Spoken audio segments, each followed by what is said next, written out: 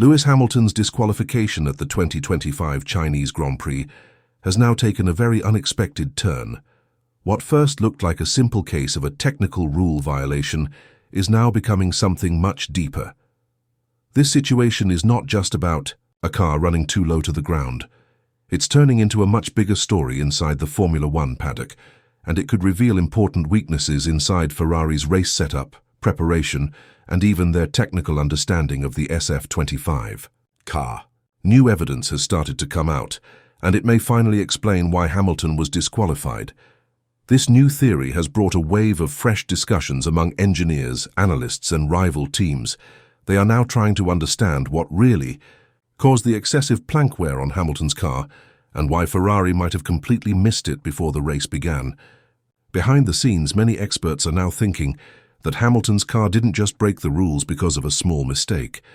The issue might go back much further, to pre-season testing in Bahrain, where Hamilton and Ferrari failed to complete full long-run simulations in dry conditions. That test was important because it would have given Ferrari the data they needed to manage things like ride height, tire wear, and how the car behaves with a full fuel tank. But because of a technical issue, Hamilton's side of the garage never finished a proper dry race simulation. As a result, Ferrari didn't get the full picture of how Hamilton's setup would perform in a full-length race under dry conditions. And that might have played a big role in what happened in Shanghai. When the Chinese Grand Prix weekend started, Ferrari brought a setup that they believed would work well on the smooth track surface. In the previous round in Australia, they had raised the ride height of the car to deal with bumpy streets and wet weather. But in China, the conditions were dry and the tarmac was smoother, so Ferrari decided to lower the car again. The goal was to improve performance and reduce drag, but without the right data to back up that decision, they may have set the car too low. That caused the plank, also known as the skid block, underneath the car to wear down more than the rules allow. After the race, the FIA found that Hamilton's plank had worn below the 9mm limit. On the left, it measured 8.6 millimeters. The center was also 8.6 mm. On the right, it was even worse at 8.5 millimeters. Because the rule is clear and automatic, Hamilton was disqualified from 6th place. Ferrari accepted the FIA's decision and said the measurements were correct. They did not argue against the penalty. But now, after more analysis and feedback from inside the paddock, there are strong signs that this was not just a setup mistake. Instead, it may be linked to a deeper flaw in how Ferrari prepares and validates its ride height. If this is true, then Hamilton's disqualification wasn't just unlucky. It was a symptom of a much bigger issue in the team's technical process. At the same time, Charles Leclerc's car was also disqualified, but for a completely different reason. During the race, Leclerc's car suffered front wing damage in the early laps. Ferrari replaced the front wing during the race, which is allowed, but after the race, when the car was weighed without fuel, it was found to be 1 kilogram under the minimum weight limit of 800 kilos. Even with the heavier replacement wing, the car was still too light. This means the team's fuel and weight calculations were off before the race even started.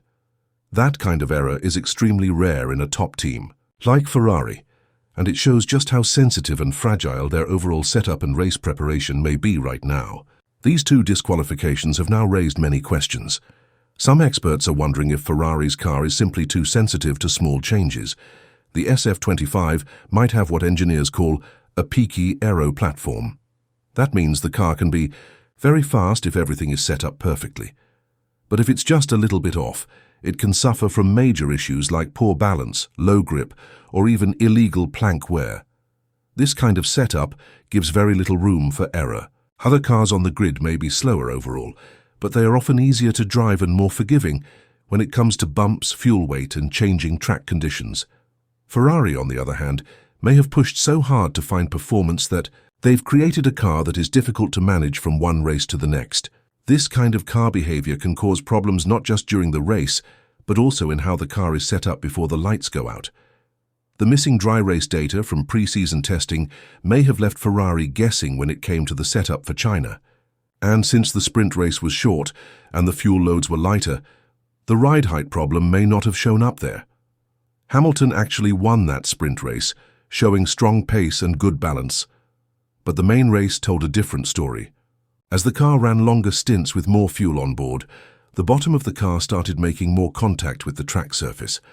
That increased the plank wear, and in the end, it pushed the car outside the legal limit. In other words, the success of the sprint might have hidden a problem that only showed itself in the longer race. What makes this even more frustrating for Lewis Hamilton is the fact that none of this was really his fault. He drove a strong race in China, managing setup, limitations, and even dealing with some difficult team communication. At one point, there was even a confusing radio exchange between Hamilton and his race engineer Riccardo Adami. Despite that, Hamilton fought hard and brought the car home in 6th, only to have that result taken away hours later. For a driver who has just joined Ferrari in hopes of winning his 8th world title, this was a very hard blow. Hamilton did not criticize the team in public, but it was clear from his body language and his short post-race comments that he was disappointed. He mentioned that he had no rear grip and couldn't rotate the car properly in slow corners. That's exactly the kind of problem that happens when the car's setup is off, or when the ride height is too low and the balance becomes unstable. These are things that should have been corrected before the race, not discovered after it was too late. The bigger concern here is not just about one race or one disqualification, it's about trust. A top team like Ferrari must give its drivers the tools to compete at the highest level. That includes a car that is not only fast, but also reliable, legal, and well prepared. These recent mistakes, whether it's incorrect weight calculations or wrong ride height settings, show that something deeper might be going wrong in Ferrari's technical structure. And if those problems are not fixed quickly, they could ruin the rest of the season. Ferrari now trails the top teams in the championship standings. Both Hamilton and Leclerc have lost important points that could matter a lot later in the year.